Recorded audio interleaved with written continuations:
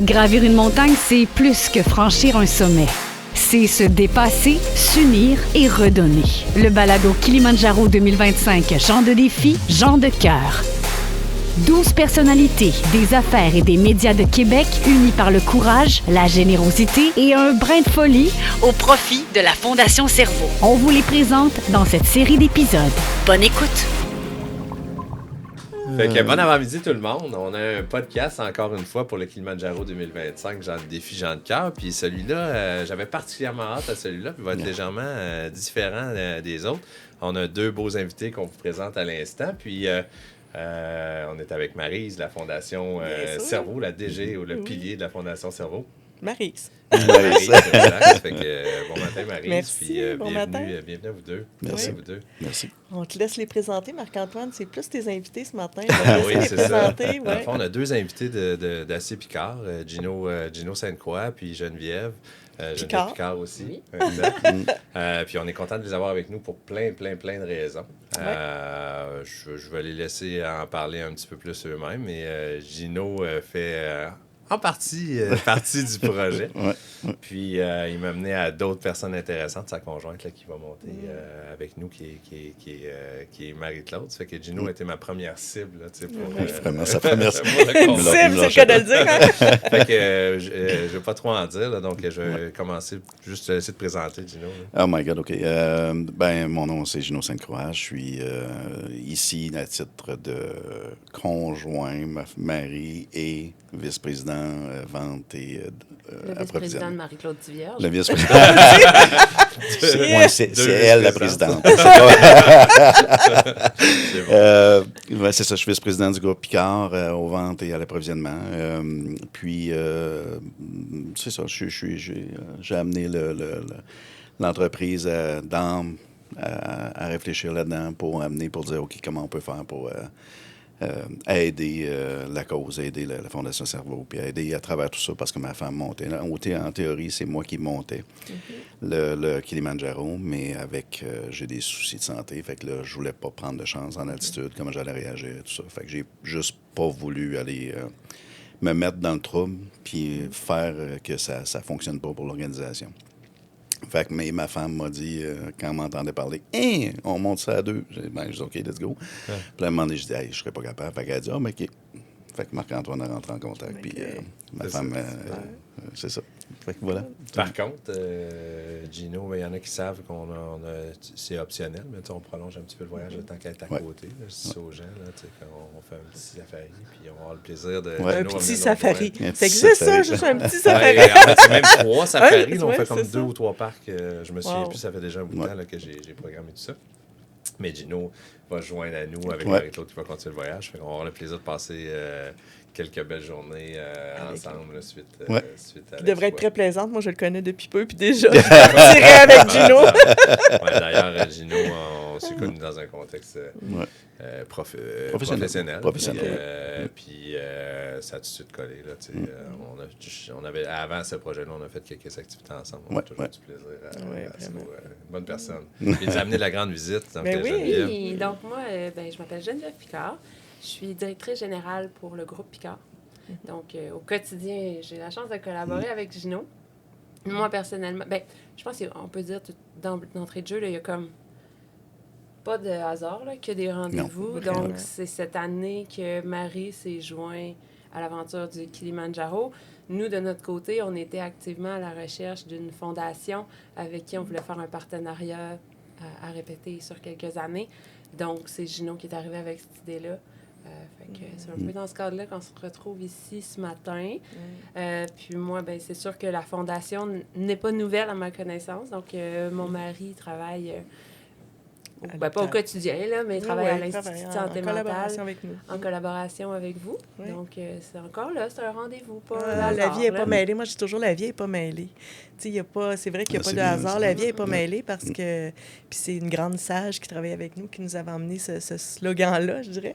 Mais tu sais, moi, je trouve qu'à tous les jours, là, il ramène quelque chose. La vie n'est pas mêlée. Ce qui met sur ta route, ça fait pas de sens des fois, mais après ça, 2-3 jours plus tard, des fois, il fait du sens. Fait faut juste faire confiance. La vie n'est pas mêlée. Là, puis des fois, pas chercher le sens tout de suite. Il nous ramène le sens et il revient bien vite après. Là. Exact.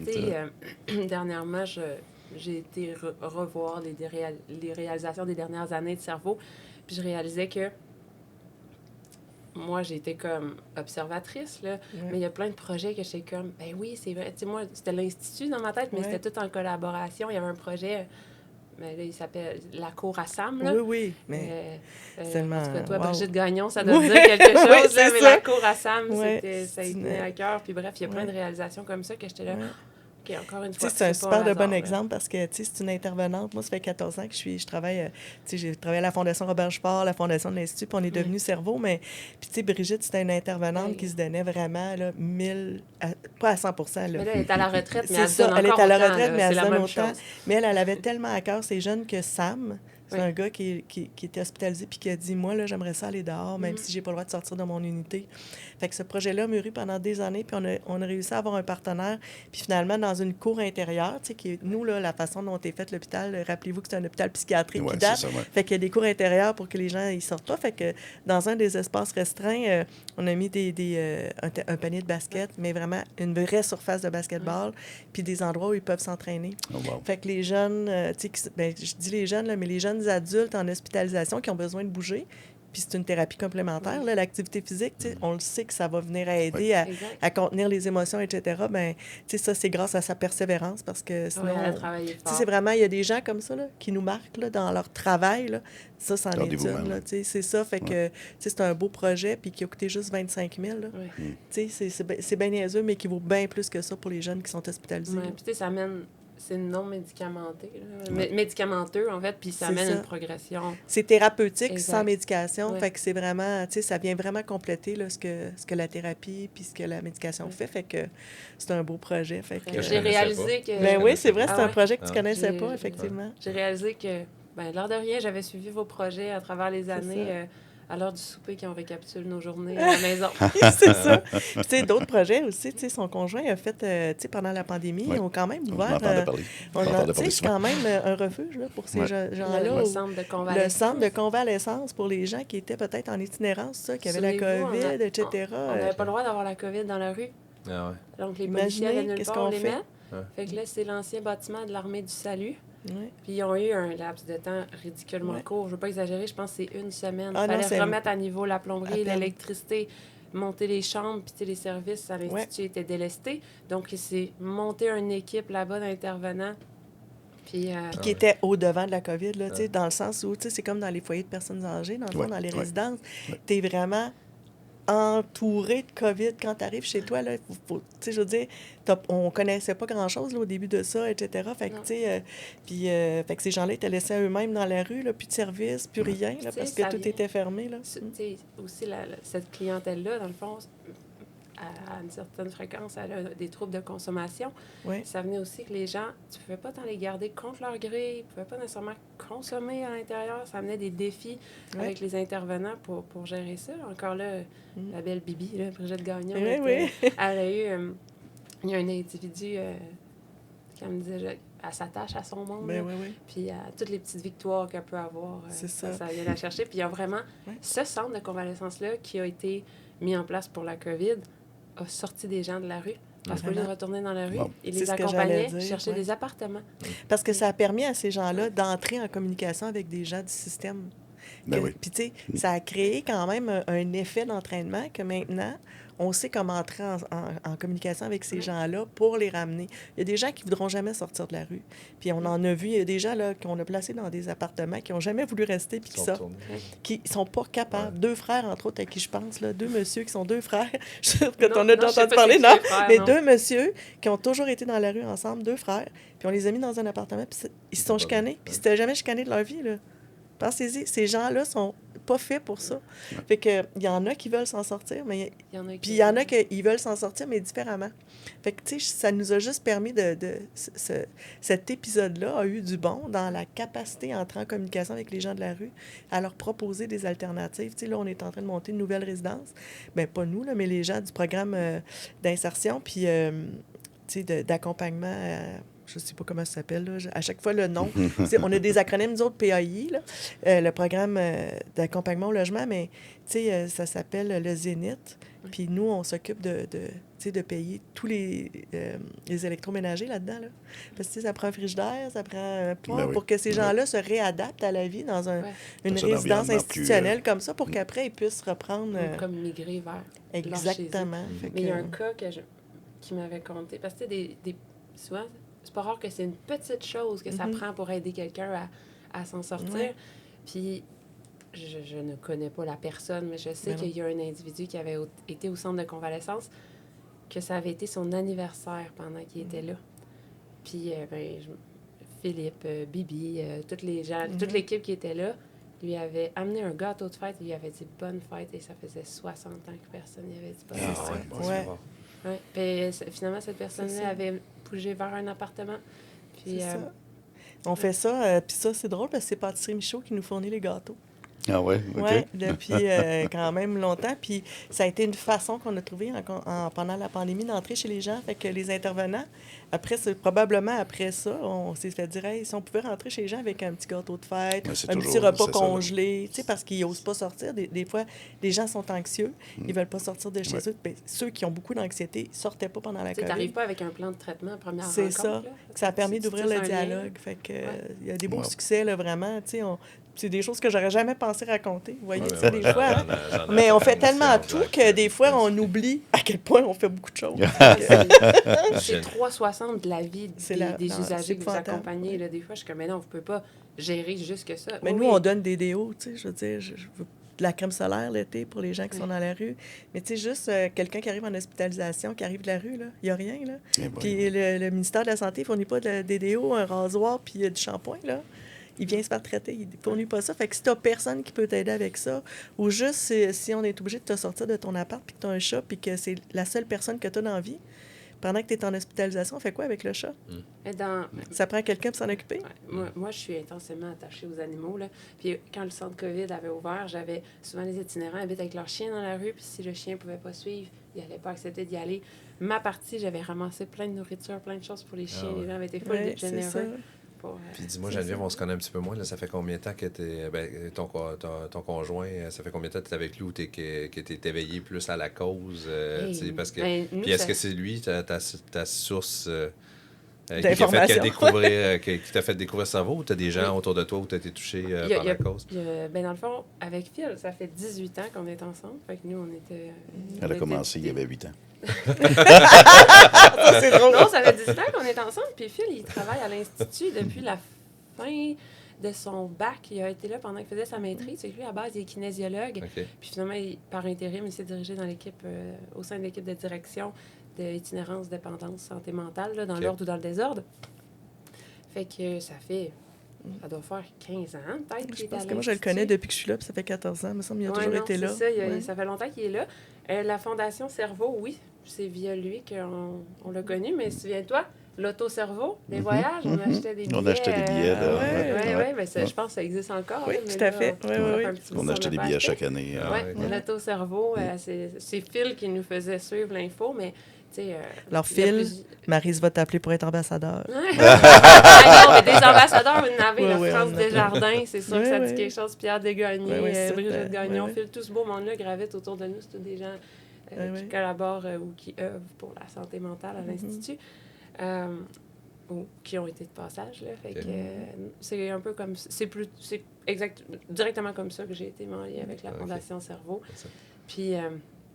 je pense que pour travailler au sein de cette clientèle-là en santé mentale, il faut que tu sois drivé par ta passion puis ton désir de faire la différence puis de changer le monde. Fait que, tu sais, les gens font rayonner ça autour d'eux autres. Pour vrai, les gens deviennent ambassadeurs. Ils deviennent ambassadeurs puis ils font la déstigmatisation, puis de normaliser la chose. Puis finalement, tu lis des statistiques puis la normalité, c'est presque plus d'avoir un trouble de santé mentale un jour dans ta vie que de faire ta vie en ligne droite sans jamais avoir d'épisode quelconque. Puis, tu sais, c'est pas toujours permanent. Ça peut être des épisodes passagers, mais c'est tellement important d'être en connaissance de cause, puis plus ouvert ou alerte à qu'est-ce qui peut...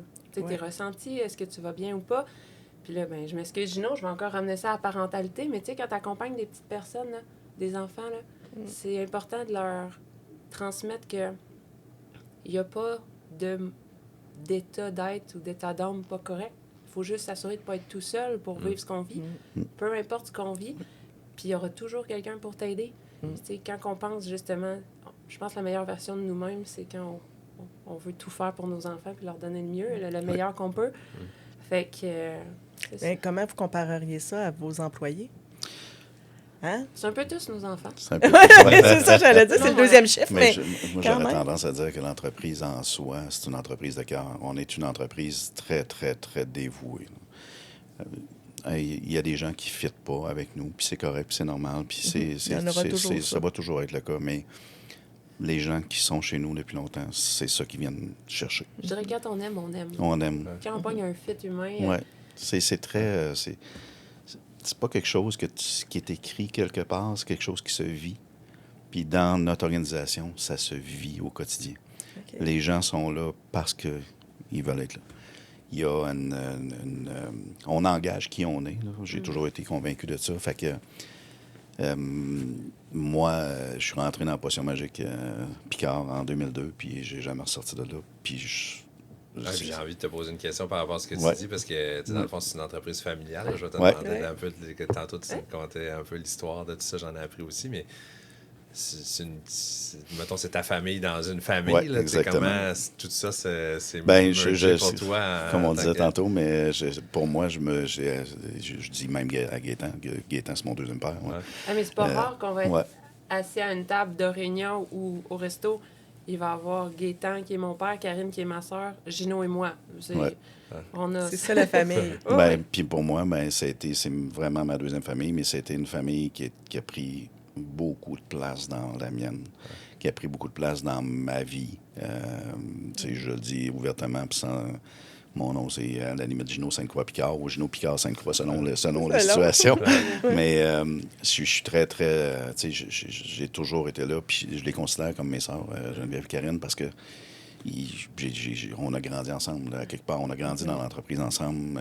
Geneviève est rentrée en 2012. Geneviève et Karine ont rentré en 2012 comme associés, mais ils étaient là avant. Moi, je suis rentré en 2010 comme associé, mais j'étais là depuis 2002. À quelque part, l'entreprise a évolué. On est parti d'une petite à une moyenne à une grande. Là, on est rendu une grande entreprise. Puis passer à travers toutes ces étapes-là sans avoir de ligne directrice commune, c'est-à-dire la ligne, justement, qu'on est une entreprise de cœur, une ligne qu'on prend soin de nos humains, on prend soin de nos équipes. Bien, à quelque part, on voit des problèmes de santé mentale arriver, on voit des problèmes de santé physique arriver, on voit beaucoup de choses qui se passent. Puis, à quelque part, on se regarde tout. Ah, let's go, on y va. On fonce, on y va, on fait ce qu'il faut, on met en place... l'entreprise a tellement évolué, mais il y a quelque chose qui a toujours été présent, puis c'est l'entreprise de cœur. Puis ça, vous disiez tantôt 330 personnes, c'est sûr qu'il y en arrive...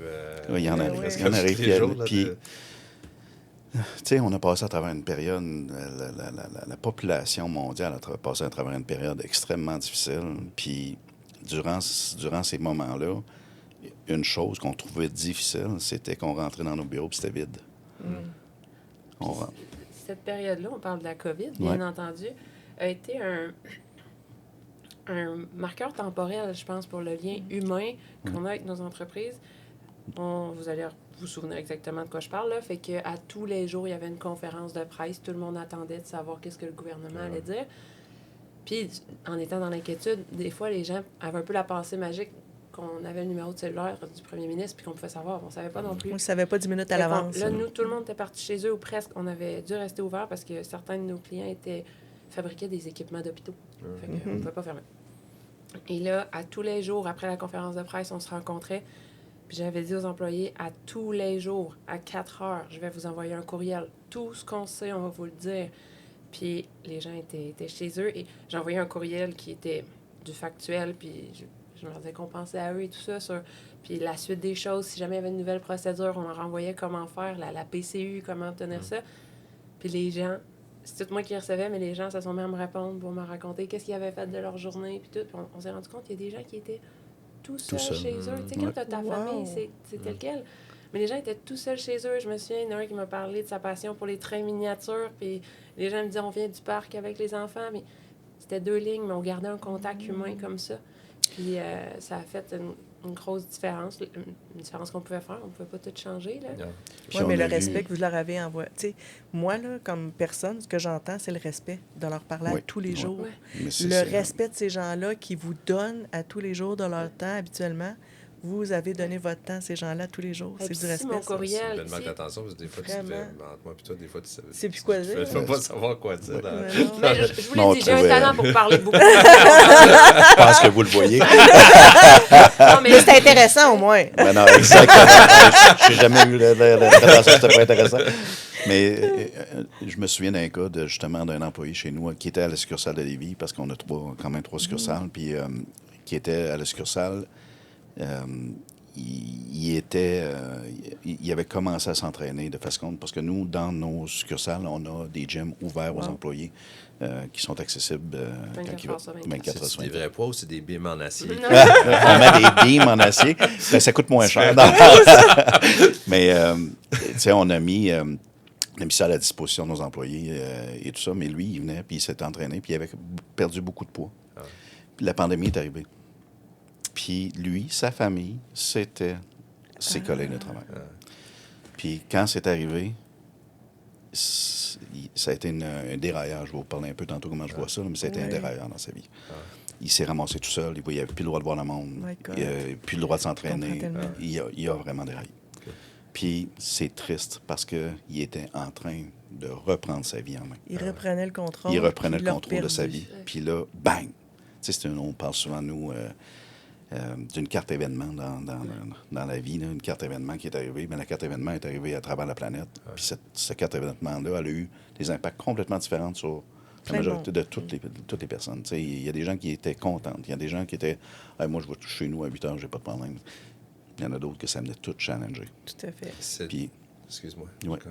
Mais c'est ça. Fait que mais cette personne-là, qui était précieux chez nous parce qu'on l'adorait. C'était quelqu'un qui était... ça a déraillé. Sa vie a complètement pris un autre sens. C'est dommage. J'ai trouvé ça triste de le voir. Je trouvais on était tout le monde à la même place. On se disait, mon Dieu, comment on peut faire pour l'aider? Ben, on s'est mis, on a même prêté des vélos stationnaires qu'on avait. Oui, c'est vrai, les gens pouvaient signer un document. Partir avec des poids, partir avec des équipements chez eux pour les aider à garder le moral. Puis, fait que, tu sais, tantôt, ta question, c'était comment ça se traduit pour moi, mais c'est un peu tout l'aspect, à quel point que ça vient nous chercher, l'être humain, les gens sont importants pour nous, nos équipes sont importantes. Puis on travaille tous dans ce sens-là. L'équipe de direction complète travaille dans ce sens-là. Puis ça se transmet tout le temps un peu plus. Puis, c'est des trucs concrets qu'on a, mais je ne sais pas si c'était avant la COVID ou après la COVID, mais tu sais, le programme Flex. Ouais, le programme Flex, on a un compte Flex. C'était avant la COVID. C'est pour faire la promotion des saines habitudes de vie. Tant que ça te fait du bien et que c'est bon pour ta santé physique ou mentale, chaque employé a un montant X qu'on rembourse. Puis là, on a ajouté à ça des journées Flex ou des journées bonheur. Donc, c'est des congés que les individus ont en banque pour prendre soin d'eux autres. Fait que pas si tu as des congés de maladie quand tu es malade. Là. Planifie-toi une journée, tu t'en vas faire une randonnée. Une journée que tu t'en vas au spa. C'est là pour ça. Ces journées-là sont... Parce que, tu sais, qu'on le veuille ou pas, là, il y a des gens qui peuvent, financièrement, ils peuvent pas prendre du temps pour eux. Il faut qu'ils aillent travailler leurs heures, tu sais. Puis c'est la majorité, une grosse partie des gens, là, ça fait partie de la vie. Fait que nous, on tenait à s'assurer qu'ils prennent du temps pour eux. Puis on a des responsabilités des fois hautes, la fin le samedi puis le dimanche, tu es en congé, mais là, il y a des gens qui dépendent de la famille puis tout ça. Exactement. Le temps pour toi, il peut être absent. Des fois, là, ces gens-là, ils ont une famille, mais ils n'ont pas de temps pour eux. Exact. Ben non. C'est un peu comme dans l'avion, le masque. Le masque, même, à un moment donné, il faut que tu te mettes ton masque en premier avant d'aider les autres. Ben, on leur offre un peu à quelque part. Hey, on n'est pas parfait. On n'a pas la prétention d'être parfait. Quand ils sont au travail, on est bien exigeants. On est exigeant, par exemple. Mais on est exigeant. Oui, mais en même temps, ils doivent bien vous le rendre. Ben oui, puis je vous dirais que... C'est pour ça que vous êtes reconnaissant. C'est parce qu'ils travaillent fort. Oui, mais tout le monde, je pense que c'est un partage, que c'est des... Non, mais c'est dans les deux sens. Tu sais, c'est dans ce sens-là aussi. Ces gens-là, ils sont contents de travailler chez vous, probablement, puis de se donner à fond, parce qu'ils savent que cette journée bonheur-là, elle n'est pas donnée sur le bout des lèvres juste pour faire plaisir. Non, elle on fait la donne sens. de grand cœur en disant.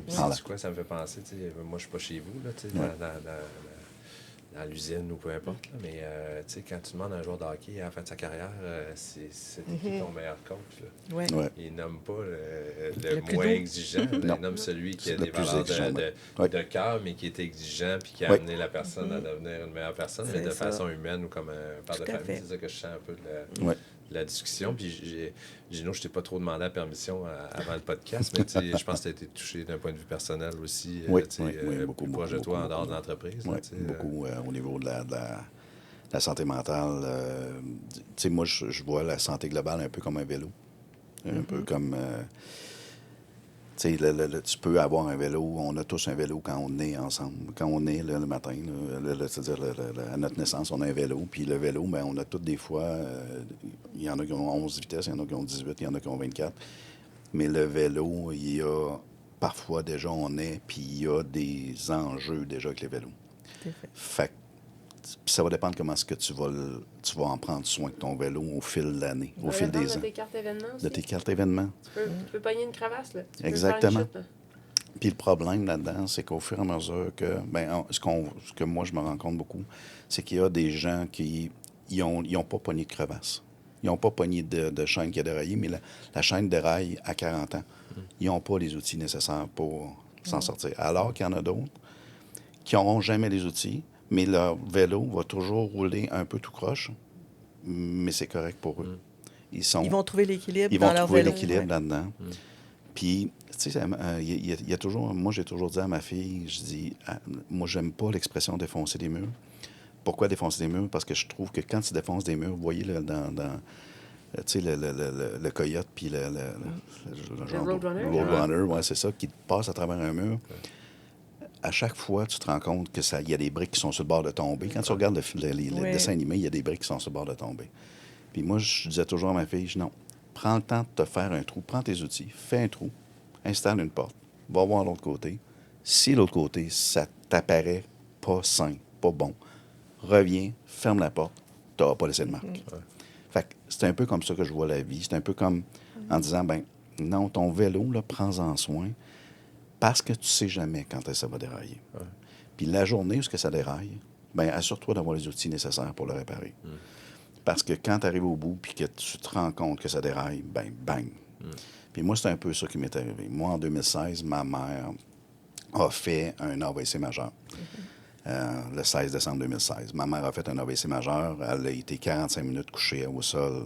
Personne pour l'aider. C'est le voisin d'en haut qui l'a vu, qui venait elle habitait chez quelqu'un qu'on connaissait. C'est-à-dire parce que il y avait un appartement en bas de chez eux, puis elle habitait là, puis il est allé voir, puis il l'a vu couché à terre. Puis ça l'a, à partir de là, elle s'est rendue à Dieu merci, il l'a vu, là, parce que puis là, elle s'est rendue à l'hôpital. Mais rendue à l'hôpital, moi, ma mère, durant toute sa vie, il y avait des décisions qu'elle prenait qu'on ne comprenait pas trop tout le temps. Mais c'était une infirmière de carrière, hyper dévouée, hyper à l'heure, ponctuelle. Elle avait, puis elle était reconnue dans le marché. Elle était reconnue à Gaspé, moi je viens de Gaspé, que c'était une infirmière de cœur, une infirmière que tout le monde voulait. Puis, mais, il y avait toujours un point d'interrogation sur certaines choses qu'elle faisait. Puis, le 16 décembre 2016, elle a fait son AVC, et ils ont trouvé, début janvier, après, parce qu'elle était hospitalisée tout le temps, début janvier, ils ont trouvé qu'est-ce qui avait causé ça. Puis il y avait une maladie extrêmement rare qui s'appelle le moyamoya. Le moyamoya, c'est une maladie le moyamoya en japonais, c'est parce que c'est une maladie surtout japonaise. Puis ma mère n'est pas japonaise, pas en tout. T'as des petits yeux, par contre. Ouais, c'est ça. Mais, fait que le moyamoya, il appelle ça comme un volute de fumée. Un volute de fumée, c'est quelqu'un qui prend une puff, puis là, il y a de la fumée partout. Oui. Mais c'est un peu ça qui se passe dans le cerveau. Dans le cerveau, les 4 artères qui rentrent au niveau du cerveau se rétrécissent. Puis se rétrécissent de façon à cause de la maladie. Okay. Fait que le cerveau se crée un plein de petits réseaux secondaires, parce que le corps humain étant bien fait, qui s'adaptent. Sauf que ces réseaux-là sont très fragiles. Puis ils viennent jouer toujours sur des sphères en mettant un peu de pression à un tel endroit. Je l'explique de même, ils viennent mettre de la pression sur les circuits électriques. Sur des circuits électriques, puis Ce que ça crée, ben ça expliquait ce que ma mère, les décisions. Mais puis elle disait tout le temps, là, quand elle était jeune, elle avait des gros maux de tête tout le temps, mais c'était pas connu. Fait qu'ils ont trouvé ça. Puis, à partir de là, ben, ça a été une dérape dans la vie de ma mère, là, à partir de là. Elle est encore vivante actuellement, mais... Avec des enjeux... des enjeux. neurologiques. L'Alzheimer s'est mis là-dedans. La Moya Moya a continué son évolution. Elle fait de la démence vasculaire. Ah ben oui, elle fait tu sais, il y a beaucoup de choses dans sa tête, beaucoup de choses qui se passent. Puis ma mère, elle était une femme extrêmement fière quand elle était infirmière. Si elle se voyait maintenant, elle prendrait l'aide médicale à mourir. C'est ça. Puis ça, c'est arrivé en décembre 2016. Moi, en juillet 2017, fait que j'ai pris soin de ma mère. Elle a été à IUCPQ, à l'Institut François Charon, puis... IRDPQ. IRDPQ, c'est ça, excuse-moi. IRDPQ. Elle a été à François Charon jusqu'au mois d'avril. Puis, au mois d'avril, c'était OK, là, ça va être correct. La réadaptation ne pouvait pas se faire totalement, probablement. Exactement. Là, ouais. Fait que là, j'ai trouvé un appartement dans une résidence, puis... fait que je l'ai accompagné jusque-là. Tu sais, ça a été pour moi, à chaque jour à l'hôpital, et ça a été quand même complexe, là. Puis pour elle, puis pour moi dans ma vie aussi. Puis, rendu au mois de juillet 2017, j'ai eu les premiers symptômes d'une maladie que j'ai. Fait que une maladie auto-immune qui est apparue à partir de juillet 2017. Puis cette maladie-là, elle a évolué. Mais probablement que l'élément déclencheur, c'est tout le stress tombé. Puis le choc post-traumatique. Le choc post-traumatique. J'ai été hyper en forme en juillet 2017. Là. Je levais 245 livres au bench. Je faisais des longues randonnées de vélo. Tout allait bien. Tout était... J'ai jamais... pas la prétention que j'avais jamais été aussi en forme, mais j'étais vraiment en forme. J'avais 44 ans. Tu avais le contrôle. Exactement. J'avais le contrôle sur ma vie. Tout allait bien. Tout était là. J'avais rien d'enjeu. J'étais célibataire. J'avais tout... Ça, t'avais pas d'enjeu, hein? Non, mais ça, hey, ça on va restait. dire... Marc-Claude, à Pascal, déjà? Garde la cote. Et tu un enjeu? Te décrirais-tu comme un enjeu? Non, OK, ça va bien, c'est beau. Mais non, je fais des blagues, elle sait bien. Non, vous avez l'air tellement... On aurait posé par la blague. En fait, j'aurais aimé que Marie soit dans ma vie dans ce temps-là. Ouais. Parce que, par sa profession, probablement que j'aurais eu un accompagnement différent. Pas probablement, c'est sûr, j'aurais eu un accompagnement différent. Mais là, ça s'est rendu compte. Puis là, ben, ça a été du début juillet, de mi-juillet, jusqu'en janvier 2018. C'était pas des farces, là, mais c'était... pour moi, le défi, c'était de prendre une douche. Là. Gino, tu te tenais après les murs pour marcher. Oui, je n'avais pas le choix. Il fallait que je mette pour marcher.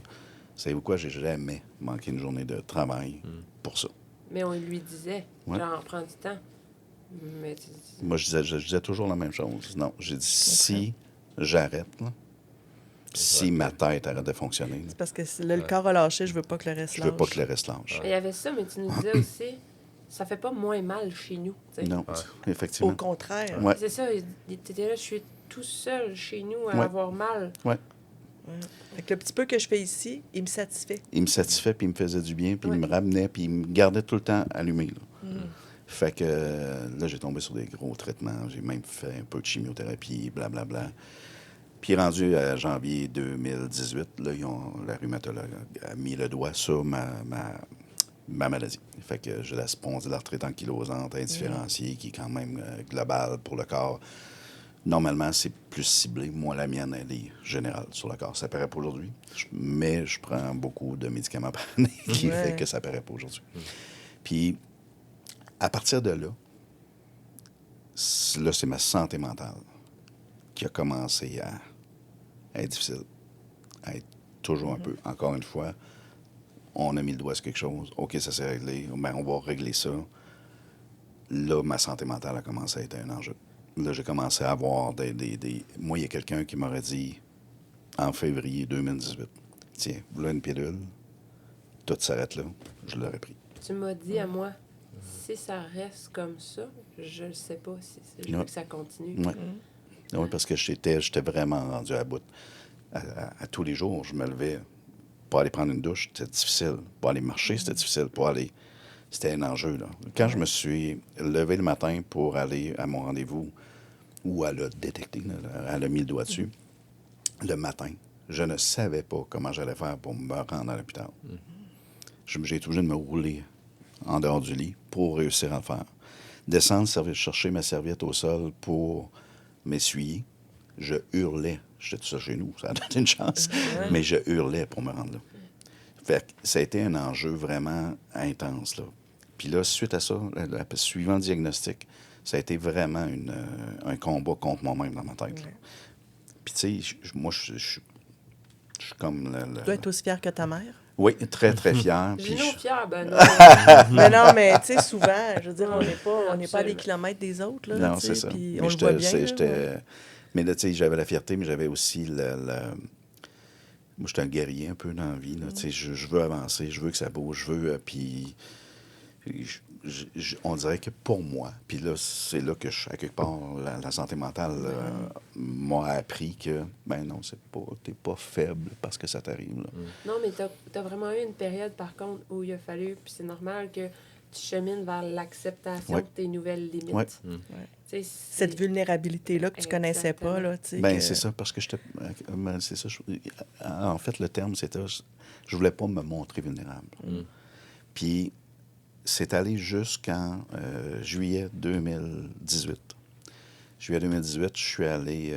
mon frère était dans le coin au Lac-Beauport, puis il habitait à Chicoutimi, il était là avec sa blonde et ses 2 filles. Puis ma fille, je cherche ma fille chez sa mère, puis je m'en vais super avec. Puis c'était la première fois qu'il me voyait dans cet état-là.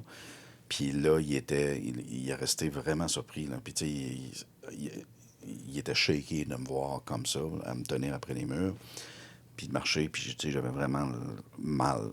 Chaque mouvement me faisait mal, là. Fait que je suis revenu de là, j'ai été reporter ma fille. Mais là, encore une fois, j'ai mal, mais non, tout va bien, tout va super bien, il n'y a pas de problème, tout est correct. On vit ça tout seul, là. Oui, c'est ça. Pas besoin de... on ne va pas demander aux autres, là. Je suis capable tout seul. Voyons donc. Tout seul, ouais. Ben, ouais. Puis j'ai été porter ma fille. Je m'en vais chez nous. Puis là, j'arrive à la maison. Puis là, dans ce temps-là, j'avais super écran. Mais je suis tout seul sur mon divan. Puis là, je tombe sur le film « Et demain, tout commence ». « Et demain, tout commence » avec Omar Sy. J'ai braillé ma vie. J'ai braillé ma vie là. J'ai tout assorti là. Le lendemain, let's go, on y va. J'étais reparti. Puis ça, c'est 17 ou 18 juillet. Le 3 août, je commençais les traitements sur lesquels je suis maintenant. Tout a changé. Tu as pris la décision de reprendre le contrôle. J'ai pris que là, c'est terminé d'être une victime. Parce que moi, c'est quelque chose dans la vie que je ne veux pas être. C'est victime. Puis, j'ai dit, OK, là, c'est assez. Je me prends en main. Fait que ma chaîne avait déraillé. Puis là, je me suis servi de mes outils pour la remettre sur les rails. Puis j'ai rembarqué dans mon vélo. Là, mais tu sais, c'est pas facile de décider d'utiliser les outils. Non, effectivement. C'est là où... En fait, là, c'est vraiment là, souvent, que la nuance se fait entre j'accepte ou j'accepte pas. Oui. Là, moi, j'appelle ça avoir le genou à terre. Oui. Tu as le choix de ça ou tomber de haut. Puis, tu sais, de prendre les outils, là, c'est tout qu'un défi. Juste d'y penser puis de te dire, est-ce que je vais vraiment être la personne qui va prendre la médication toute ma vie? Oui, puis... Tu sais, est-ce que je vais être moins bon dans mon travail? Est-ce que je vais être moins la bonne personne que je suis? Est-ce que je vais être un moins bon boss? Non. Mais je rajouterais ça à ça. Mais il faut accepter ça, de se rendre à là. Ouais. Mais je rajouterais à ça, Maryse, que... T'as une consigne, Gino, pas toucher à ton... Oui, c'est ça. C'est le fil, c'est correct. Mais je vais rajouter à ça que... il n'y a pas de hasard, comme tu dis, il y a juste des rendez-vous. Je n'aurais pas été l'homme que je suis, puis je n'aurais pas été à la hauteur de la femme que j'ai rencontrée en juin 2019 si je n'étais pas passé par là. Moi, ça m'a propulsé vers le haut. Parce que j'ai réussi à le faire, à le voir différemment. L'enjeu est vraiment entre est-ce que je prends la pilule ou je ne prends pas la pilule, qui arrête tout. Puis je vous le dis, là, c'est là que ça se passe, c'est dans ce moment-là. Puis pour moi, ben j'ai dit, j'ai été capable de le faire. Malheureusement, c'est pas tout le monde qui est capable de faire ça. C'est pas parce que je suis différent. J'ai probablement que mes chaînes ont déraillé plus jeune. Moi, à l'âge de 24 ans, j'ai été 2 nuits à dormir dans mon auto. J'ai été des jours sans manger. J'avais pogné un mur, j'avais pogné de quoi. Je me suis relevé de ça. 52, ben là, j'étais à 52. Fait que j'ai 28 ans plus tard, ben, j'étais à la tête d'une entreprise avec Geneviève pour une grosse entreprise de 330 employés. Mais il faut croire qu'à quelque part dans la vie, j'ai passé par des événements parce qu'il fallait que je passe par là. Fait qu'à quelque part, la force mentale. C'est ton coffre à outils. Exactement.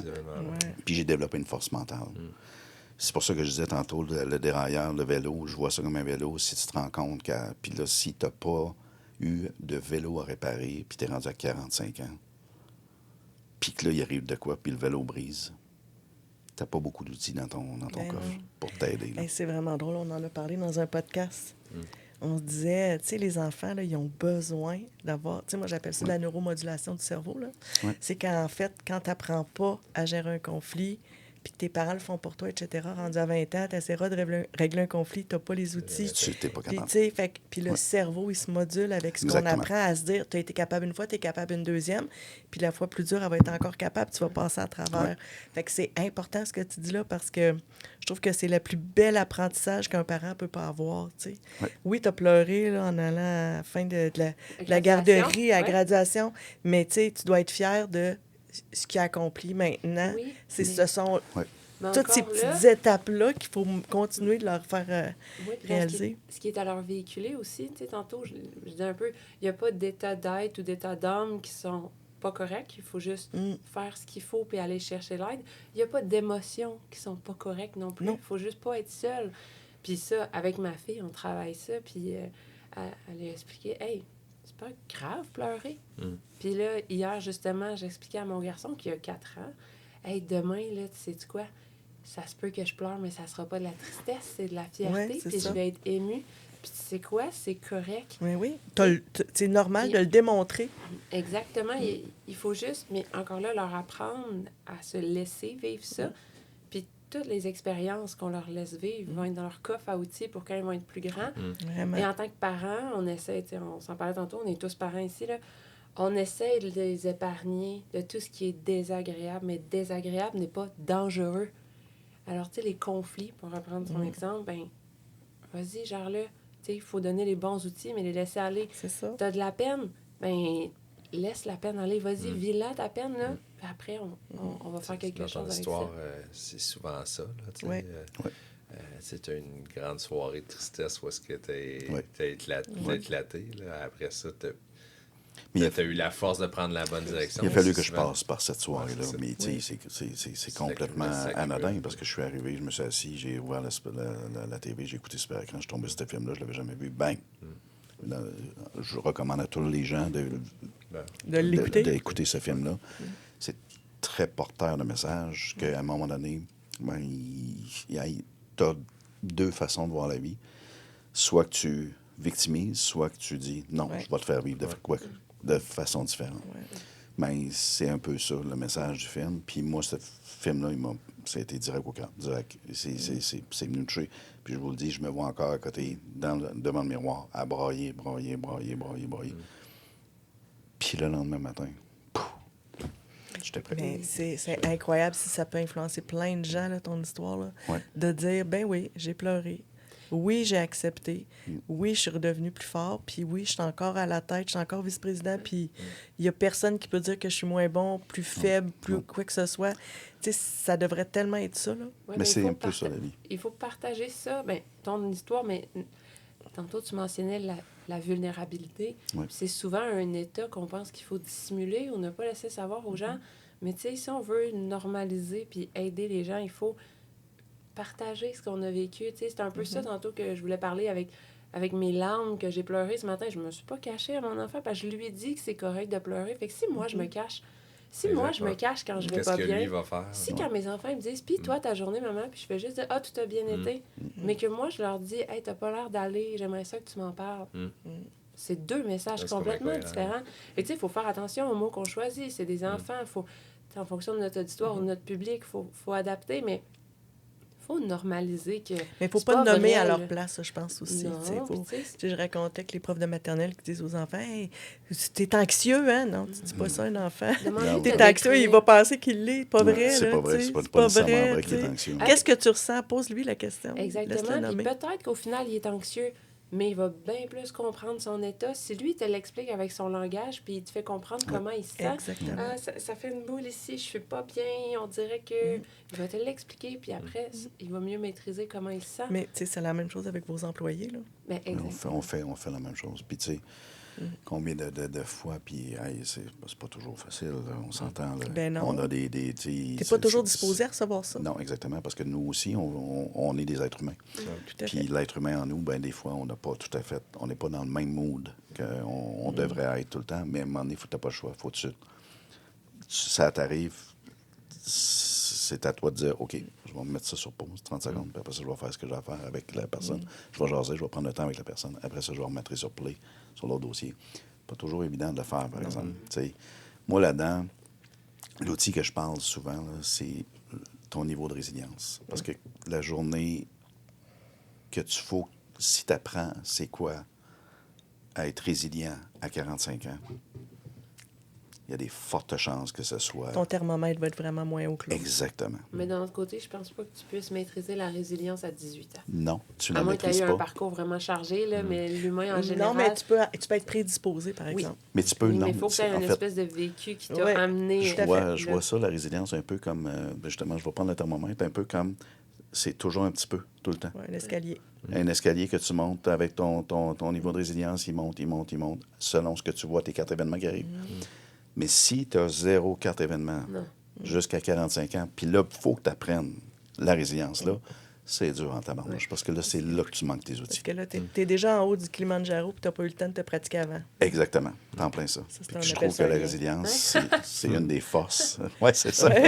On va faire une pause avant ça. Non, mais en fait, je trouve ça J'appelle. vraiment intéressant parce que c'est niaiseux, là, mon parallèle, mais c'est ça pareil. Ouais. Tu sais, chaque personne qui va monter le Kilimanjaro, là, il va Il va- atteindre son... À un moment donné, à quelque part, il va aller trouver à quelque Exactement. part ça. C'est facile. Puis tu sais, je suis pas certaine qu'ils ils sont tous au courant. Non, effectivement, mais je pense qu'ils ne sont pas Mais ils tous vont au s'en courant. rendre compte. Par contre, c'est des gens qui ont eu, dans la majorité, ils ont tous eu des entreprises, ils ont toutes...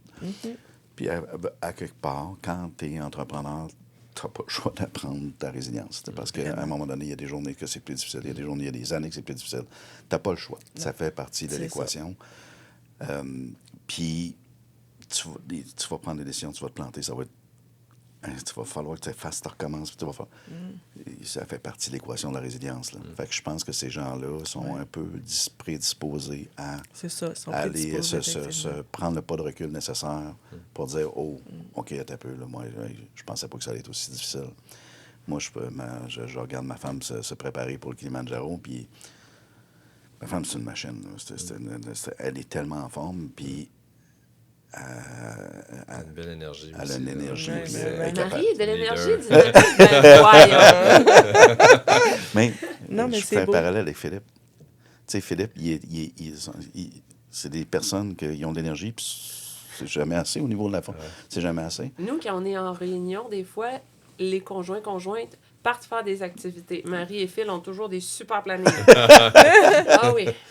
Mais Marie, je la regarde aller, puis tu sais, Marie a eu des problèmes, pas des problèmes, mais elle a eu des enjeux de santé mentale. On a Pas- tous des on a tous des mauvais moments. mauvais moments, mais elle était entrepreneur, puis c'était, ça s'est rendu loin. Là. Dans sa tête, à elle, il y avait des difficultés. Moi, j'arrivais à la maison, je le dis souvent, là, puis je gérais 2 business. Là. Je gérais la sienne, je gérais la mienne. Pas que je gérais sur les chiffres. Non, mais Je on en parlait l'aidais dans encore. sa Gérer gestion. l'individu. Ouais, je l'aidais dans sa gestion de... Mais à un moment donné, je la voyais aller, puis je me disais, hey, ça ne le fera pas, là, ça ne fonctionnera pas. Puis moi, je ne parlais pas de ma business à la maison pour y donner toute la place, pour l'aider là-dedans. À un moment donné, elle a pris une décision, mais elle a pris une décision pour elle. Puis quand elle a pris la décision pour elle, ça a été Ça a changé la donne. inchangé. Elle a écouté son film à elle, c'était un autre film, c'était une autre chose. Mais moi, mon film, c'est « Et demain, tout commence ». Mais pour elle, c'est une autre chose qui est arrivée. Puis Mais le processus, bang. c'est le même pour tout le monde. Exactement. Ouais, c'est Puis ça. là, le lendemain, elle avait pris la décision. On vient de vivre, justement, dans notre équipe, quelqu'un qui vivait des enjeux, puis elle a pris une décision pour elle. Pour elle et sa famille. Pour elle et sa famille, bang! Complètement différent. Soudainement, elle était sereine sur toute la ligne. Vraiment. Personne n'a envie de remettre en doute sa décision. On est comme, ben non, c'était ça. Mais c'est parce que je le dis souvent, tu sais, quelqu'un qui appelle au PAE, il n'y a pas besoin de demander à parler à un psy tout le temps, là. Non. Des fois, il y a des enjeux financiers, des fois, il y a des enjeux légaux, des fois, il y a des enjeux de bien d'autres choses qui amènent des symptômes d'anxiété ou de stress. Mais est-ce que ça veut dire qu'on est tous malades pour autant et qu'on a besoin d'être hospitalisés? Pas du tout. Absolument. Il faut régler la base de ça. Puis, tu sais, le stress financier, là, c'est pour à peu près 80 des gens qui ont des stress. Tu sais, un stress financier, tu dois le vivre, Marc-Antoine, régulièrement, tu sais. Je veux dire, tous ceux qui ont des... Là, je dis une ben niaiseuse, là, mais tu sais, quelqu'un qui a des actions de Tesla actuellement, ça ne tente pas, là. Je veux dire, il y a un stress financier, là. C'est niaiseux, puis tu sais, ça a le stress qui se passe. Fait que une entreprise comme la vôtre, ça doit avoir des impacts, ce qui se passe aussi, tu sais. Fait que c'est énorme, là, tu sais, on faut le avait réfléchir. Dernièrement, dans la planification stratégique, c'était notre rencontre de planification stratégique, puis tu sais, à chaque matin, puis Geneviève, elle l'a dit de cœur, et ça paraît, on se lève pour protéger l'entreprise. Mais protéger l'entreprise, pas au dépend des humains. C'est protéger l'entreprise, faire en sorte... En fait, les humains sont l'entreprise. Sont l'entreprise. Ouais. Mais ce qu'il ne faut pas oublier, c'est qu'il y a 330 personnes qui comptent sur nous pour s'assurer d'avoir un logement, d'avoir la nourriture sur la la table, sécurité globale de nourrir ce que leur famille. n'importe quel humain doit avoir. Ça fait partie de l'équation. Puis ça, ben, c'est qui on est aussi. Tu sais, on n'a pas le choix. Pas on n'a pas le choix. On aurait le choix, mais c'est intrinsèque. Tu nous parler un petit peu tantôt, j'en apprenais aussi là, sur l'histoire de l'entreprise, à quel point ça remonte à loin. Oui, bien en fait, je vais être une mauvaise descendante de ma famille. J'ai pas l'année exacte que ça a commencé. Mais je sais que c'était avant la Deuxième Guerre mondiale, parce qu'à la base, l'entreprise ferrait des chevaux. Elle était à Saint-Pierre-de-Montmagny. C'est ton arrière-grand-père. Mon arrière-grand-père, exactement. Puis je sais que pendant la guerre, vu qu'on avait du métal, on avait été réquisitionné pour faire de l'armement ou des trucs comme ça. Suite à tout ça, en tout cas, ça finit par s'appeler Picard Industrie. Puis là, ben, c'était comme un holding avec différents membres de ma famille. Il y avait de la recherche et développement, de la transformation, il y avait de la clôture, de la distribution d'acier. Du transport. Une entreprise de transport. Puis en 2000, il y a une des divisions qui a été à vendre, soit la distribution d'acier. Donc, Gaétan, qui est mon père, avec 3 autres associés, ont acheté cette division-là et ils se sont envenus à Saint-Romuald, à Lévis, dans le fond, pour se rapprocher du marché stratégiquement. Et cette acquisition-là venait avec notre succursale qui était à Sainte-Julie à l'époque. Donc, c'était 2 succursales de notre entreprise en 2000. Et en 2008, on a fait l'acquisition de Majot et Fils, qui est à Joliette, dans la Naudière, qui est maintenant Acier Majot. Donc, les 3 succursales composent notre entreprise et notre belle équipe qu'on a. Fait que plus de 300 employés. Oui, exactement. 300 employés. Moi, je dis qu'on est une micro-société. Là, on a de tout. Mais pour vrai, moi, je dis, on réussit à se contaminer de notre bonheur entre nous puis de l'unité, l'équipe qu'on est.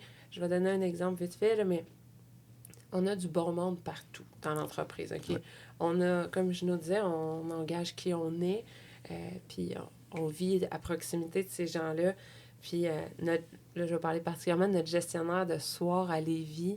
Tu sais, on a eu des travailleurs étrangers qui nous ont rejoints dans les 2-3 dernières années. C'est des gens qui n'ont pas de réseau ici. On est leur réseau, tu sais. Ouais. Fait qu'en date d'aujourd'hui, notre chiffre de soir, ils se tiennent ensemble, même en dehors des heures de travail. Là, il y a des travailleurs étrangers, mais il y a des Québécois. Ils se font des feux de camp, ils font des sorties. Il y a même notre gestionnaire, il y a un garçon qui avait besoin d'accompagnement puis qui allait pas bien. Il a dit « Moi, là, je vais faire ça avec toi. » Fait qu'il lui a montré à cuisiner. Il a dit « Ah, c'est difficile côté finance. Viens, on va regarder ça ensemble. » Aujourd'hui, Top Shape, file de parfait bonheur. Wow. Et tu sais, notre gestionnaire, ben, il est gestionnaire au travail de ces gens-là, mais clairement, c'est un humain de choix à croiser dans ta vie. Ouais. Puis, il y a pas grand-chose qui arrive pour rien. Tu rencontres des gens dans ta vie, tu vis des événements, comme tu dis tantôt, tu serais pas ce que tu es aujourd'hui sans l'événement de ta mère, sans ta maladie, même si c'est des choses négatives ou l'important, tu sais, on finit tout le temps par grandir à quelque part là-dedans. Puis quand on y pense, il y aurait une chose de différente que notre vie actuelle serait pas ce qu'elle est, là. Fait que, tu sais, je me plais à croire que l'entreprise croise le chemin de plusieurs personnes, puis on arrive à semer quelque chose de bon pour pas juste être leur gagne-pain, mais en tant qu'individu, être présent quand ils ont besoin. Puis, tu sais, les dernières années n'ont pas été faciles. C'était pas facile avant non plus, mais tu sais, suivant la COVID, là, il y a eu un point de cassure. Tu sais, je crois que c'est avec les CLSC, on peut appeler ce qu'on appelle la cellule de crise, là. Il y a un bout de temps, peu de temps après que la vie soit comme revenue à la normale, là, je pense qu'en 1 mois, dans nos 3 régions, on avait appelé 4 fois la cellule de crise, puis prise en charge immédiate, là, les gens n'allaient pas bien. Mais tu sais, comme tu parlais tantôt, aller vers les ressources, demander de l'aide, quand tu es dedans, ça te semble impossible. Fait que tu sais, c'est aussi ce qu'on peut faire pour nos équipes, d'être là, puis d'être comme... D'être à l'affût. D'être venu m'en parler, maintenant, je vais t'aider à faire de quoi avec ça. Ma sœur, Karine, qui est notre associée aussi, elle, de base... Elle est infirmière bachelière. Là. Elle a travaillé dans le réseau hospitalier. Puis après ça, elle a changé d'idée. Elle a fait son MBA, puis elle est venue nous rejoindre. Mais tout le monde sait qu'elle est infirmière. Fait qu'on utilise bien ses ressources. Puis quand, mettons, on a une rencontre ou un employé vient nous parler, puis ça brasse, ben, elle est tout le temps la première à nous rappeler de « Hey, attends un peu, là, il n'est pas juste venu te parler pour se confier. Considère qu'il est venu te parler pour que tu l'aides à prendre action. » Il a sorti son petit drapeau. Exactement. Fait qu'une fois que c'est sa situation à lui, mais c'est votre lien de confiance qui fait qu'il compte sur toi pour l'aider à prendre des ressources. Puis après, ben, quand on y pense, il y a plein de numéros de téléphone que tu peux avoir, puis il y a des intervenants, puis même au CLSC, pour vrai, tu te pointes, il y a quelqu'un qui va t'aider, va à l'urgence. Mais quand tu es dedans, ça se fait pas. Ben non. Fait que nous, en étant plus neutre face à la situation de la personne, ben c'est le bout de chemin qu'on peut faire. Puis en dehors du travail, on ne sait pas, là, la personne, quel type d'entourage est là. Fait que... Moi, je n'étais pas là, mais j'aimerais ça que tu me parles un peu, là, mettons, comment ça s'est passé. Là, Gino, il revient au bureau, puis il dit, là, ma blonde va monter le Kilimanjaro. Tu sais, comment ça... c'est ça! Puis là, on n'a pas encore parlé de façon spécifique, mais tu as fait allusion à l'engagement de la compagnie. Là, donc, c'était quoi le processus, puis la résultante de tout ça? Là? Hey, ça n'a pas été tellement costaud, non, parce qu'on était ça d'accord. Ça n'a pas été costaud. On avait... quelques perches de lancer pour trouver une fondation, puis on en revenait souvent au point de on veut que notre contribution soit directement liée au changement, on veut pas on ne veut pas payer 75 % de frais d'administration. Puis c'est plate, mais... les fondations là, sont toutes belles, là. Mais on n'avait pas eu notre match, tu sais. Là, Gino est arrivé avec ça. Là, vous comprenez que moi, j'étais comme, ben oui, pourquoi on n'y a pas pensé avant, tu sais. Comme je disais, la Fondation Cerveau, c'est pas nouveau pour moi. Puis, on a longtemps soutenu l'Association canadienne de la sclérose en plaques. On a plusieurs personnes dans nos équipes qui sont affectées de près ou de loin. Moi, ma mère, elle a un diagnostic depuis quasiment toute ma vie. Là. Je devais avoir 8 ans, 10 ans.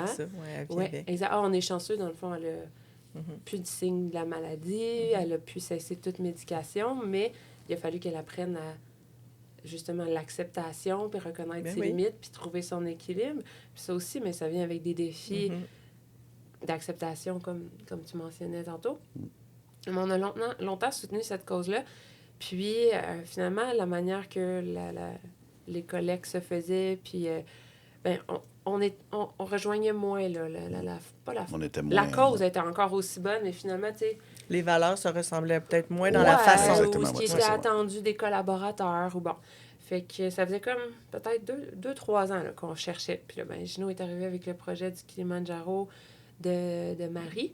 Et ça semblait faire que du bon sens, là. Tu sais, nous, on a, je veux dire, à l'interne, notre programme de commandite ou de dons. Fait que, on peut soutenir différentes causes qui tiennent à cœur de nos employés, mais on voulait une cause à laquelle on allait... L'entreprise, là. L'entreprise allait s'attacher. Ouais, puis, tu sais, dans la dernière année, on a planché aussi sur notre plan de développement durable.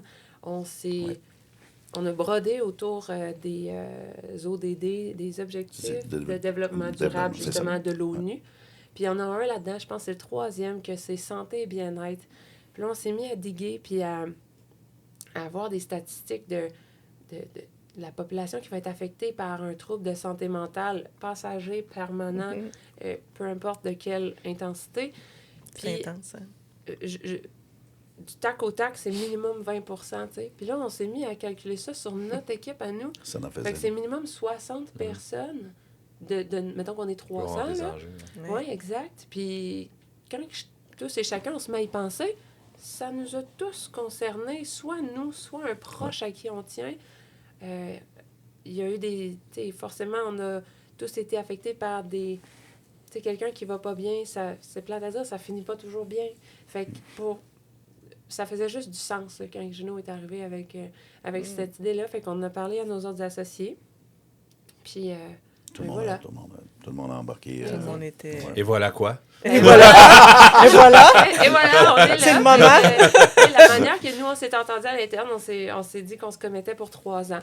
Fait que pour les 3 années financières. Ouais. Juste pour vous expliquer. Année financière, oui. Notre année financière, c'est du 1er au 31 juillet. Donc là, on condense nos 2 premières années pour que ce soit fait avant le Kilimanjaro. Fait que là, on a remis, ou ça va être remis, ça va être remis en juillet. Un 10 000 $ en juillet. Puis, notre année financière commence le 1er août, fait qu'on va pouvoir mettre le prochain 10 000 dès ce moment-là. Puis là, après ça, il va falloir attendre que le 31 juillet passe, puis on va pouvoir on va faire parvenir notre 3e contribution pour la cause. Merci. Oui, Merci. vraiment. Mon Dieu. Vraiment incroyable. C'est pour nous. On est chanceux de pouvoir on est privilégiés de faire faire ça. Exact. C'est moi, puis là-dedans, moi perso, mais en fonction de l'entreprise aussi, là, moi, je donne un montant aussi. Je vais commanditer c'est-à-dire on est là-dessus, puis mes commandités au nom de l'entreprise. Mais ça va devenir là. Mais c'est au total tout, l'entreprise, incluant moi, puis de toute façon, il va y avoir des dons qui vont rentrer aussi. Fait que c'est plus que 40 000 qu'on va... C'est exceptionnel. Ouais. Puis en prime, pour soutenir la cause de la santé mentale, je vous passe mon mari à tous les jours. À tous les jours! C'est bon. Oui, mais là, maintenant que je vous connais, il va vous vous dire... Mais maintenant que je vous connais... Non, mais c'est exceptionnel. Sérieusement, là, puis je leur dis, là, ce projet-là là, est faire en sorte là, que ça va chercher, rassembler tellement de gens. Là.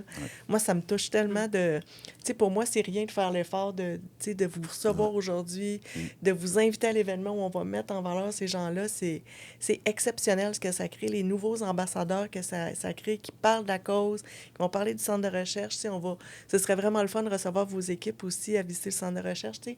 On va organiser quelque chose pour qu'en même temps, ça puisse aussi faire sens pour vos gens. Pour nous, là, c'est la moindre des choses de vous montrer à quoi ça sert. Puis on ira vraiment au jardin de Sam, là, à la cour à Sam, pour voir de quoi ça a l'air, pour que les gens associent ça à des gens. Sam, c'est vraiment quelqu'un qui existait pour vrai. C'est quelqu'un. Ça fait pas c'est si longtemps. Quelqu'un. Ben non, ça fait une dizaine d'années. Même pas, elle voulait faire ça avant sa retraite. Oui, mais ça a pris 10 ans. Mais sa retraite, elle a changé d'idée souvent. Oui, aussi. Elle n'était jamais prête à faire ça. Mais c'est parce que c'est des vraies personnes. Mais elle disait des Gino, pas. des Sam, il y en a plein. Elle disait qu'elle partirait pas tant que la cour à Sam ne serait pas faite. Oui. Ben, merci encore infiniment. Une fois, un énorme merci. Moi, je travaille un peu pour vous directement, mais je travaille pas pour l'entreprise. Puis je serais fier, moi, de travailler, de faire partie de votre organisation. Merci. Ça paraît que vous êtes des gens de cœur. Geneviève, je te découvre aujourd'hui, mais Gino, ça faisait déjà un bout de temps. Des gens humains. Oui. Vraiment. C'est, la grosseur de votre implication, la grandeur, plus que la grosseur de votre implication, là, ça nous touche. Ça fait un petit bout de temps que ça se trame, mais j'avais hâte d'en parler. D'en parler beaucoup, assurément. C'est là où Marc-Antoine, il match ce que vous donnez. Hein? Parce que Marc-Antoine... J'ai vu ses yeux faire... Marc-Antoine, lui-même, a dit, si on ramasse 20 000, je mets 20 000. Je double. Mais jusqu'à concurrence de 20 000, moi, ça a pris 8 jours, j'étais 18 dans c'est vous une confidence de Gino l'homme fier? Il donne 20 000, Jen, on n'a pas le choix. Faut qu'on donne un... Ben, c'est correct si ça peut. C'est une belle Alors, à façon tous de les faire. Moi, autres j'accepte Gino la de la compétition. population québécoise qui sont fiers et qui aiment les défis, Ouais. Si vous voulez relancer Gino, appelez-nous. Mais, on se prend un Kilimanjaro, mon ride, Gino, puis Ouais, moi, c'est c'est tout ce qu'on peut monter. mais sinon, merci à vous pour toi, ton Non. travail quotidien avec la Ah, merci Fondation à vous Cerveau. de- toi, Je suis Ouais. juste tout un ce que tu- intermédiaire. Tout ce que tu mobilises autour de ça, moi, je dis souvent aux gens, Oui. OK, regarde, aujourd'hui, je vais t'aider, mais c'est sûr qu'un jour dans la vie, c'est moi qui vais avoir besoin d'aide. là. Ouais. C'est chacun notre tour, puis si on est là pour quelqu'un aujourd'hui, quand on aura besoin d'aide, il y aura quelqu'un Il y disponible. aura quelqu'un de pour nous. disponible pour vous. Puis, tu sais, tout Marc-Antoine, il est pas mal tout le temps là pour tout le monde, je pense. C'est vrai. Non, mais pas bravo, vrai, là. c'est vrai. Je le sens. Et- Tu sais, il est vraiment disponible. Puis tous les gens qui passent ici nous le disent, là. Ouais. Ils ont confiance en Marc-Antoine. C'est ce qui ressort le plus, tu sais. Eh, moi, Le j'ai respect tellement puis la confiance que confiance. j'y confie. La blonde. Ma Ton blonde- enjeu? ma blonde et mon argent. Ta blonde est à la retraite. Ma retraite. Ouais. Non, mais tu sais, c'est important d'avoir des gens de confiance alentour Ouais. de nous. Ça Non, change c'est ça, toute ouais. l'affaire. Tu sais, Ouais. je la vois, votre complicité familiale, même Ouais. si, tu sais, Même la si je famille, porte pas c'est de nom. autre chose. Hey, Tu je sais, le texte c'est même à ça. 9h le soir. Ouais, je le c'est laisse ça. jamais tranquille. Non, mais c'est ça. Puis c'est ça la vie, tu sais, de s'entourer des gens qui font sens dans notre vie, puis qui réussissent des grandes choses, puis qui vraiment ont un impact là, tu sais, sur les gens. En tout cas, Je suis bravo. bien content que tu viennes au safari aussi. Ouais. Ouais, ben c'est ça, moi je suis content. Moi, on Ah, trouve tu qu'on me a ramèneras bien un réussi. souvenir, moi je serais pas là. On a bien Ouais, c'est réussi à arranger les choses. Puis que, Je tu vais sais, t'amener que un éléphant. Une girafe. Un éléphant. Parce que, une petite anecdote. Quand vous allez sur notre site web, vous allez voir des éléphants. Ah. Pourquoi les éléphants? C'est parce que je parle toujours parce qu'une tonne d'acier, ça ne dit rien à personne, à part ceux qui sont dans l'acier. Mais un éléphant, tout le monde sait que c'est gros. C'est Fait lourd. que, c'est lourd. Fait que calcule en éléphant. on livre tant d'éléphants par année. Wow. Fait que, ouais, c'est Ah, ça. c'est quoi? intéressant. Peut-être que tu sais déjà, mais l'éléphant, c'est dans plusieurs endroits, c'est le symbole de prospérité. Oui. La prospérité, c'est important. Oui, Ça oui. Tout ça à touche fait. même, Ouais. mettons, tantôt tu parlais, je ne voulais pas t'interrompre, puis Non. ramener mais je vois un peu comme mon travail de dire d'enlever le stress financier Oui. de l'équation. Ça en Ouais. fait un de moins, ça fait une crevasse de moins. Ça fait Mettons, une si je crevasse, perds ouais. ton Exactement. analogie autant que possible. Là, tu sais. Tout à fait, effectivement. Hey, Mais quelle belle je rencontre. moi aussi, je vais en profiter pour vous dire merci à vous deux. Même si tu dis que tu as l'air de sous-estimer ta contribution, ça en prend des marises dans une vie. Ça en prend des marises qui vont. Pas trop, mon chum dirait. Non, c'est une blague. Puis ça prend des Marc-Antoine Ouais, pour vraiment. rassembler les gens, pour faire en sorte que on fasse la différence. Nous, pour nous, c'est faire la différence dans la vie des gens. C'est un peu notre go-to. Notre Ouais. driver. Notre driver, faire la différence. Puis, tu sais, on a, là, quelques années, je m'en allais, j'écoutais Week-end Radio le matin. C'était Martin Dallaire avec Joanie. Puis,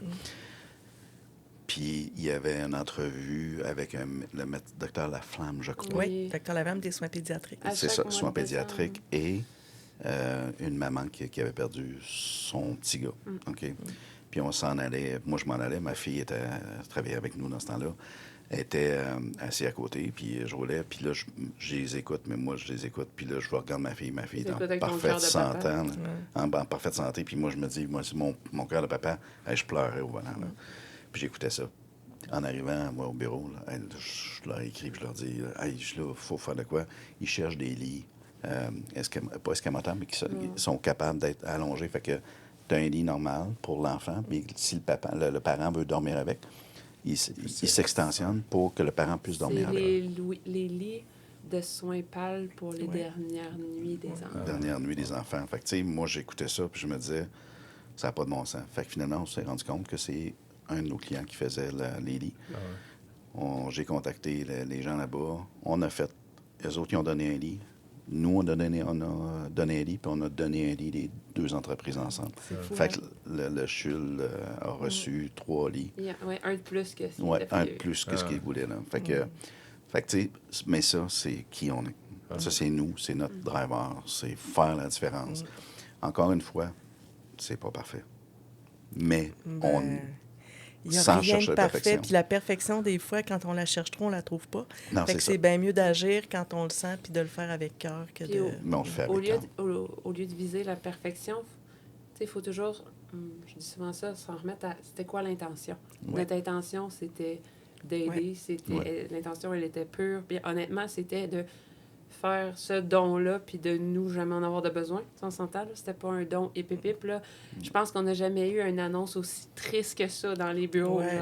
C'était que des parents, quasiment, notre public, là. Ouais.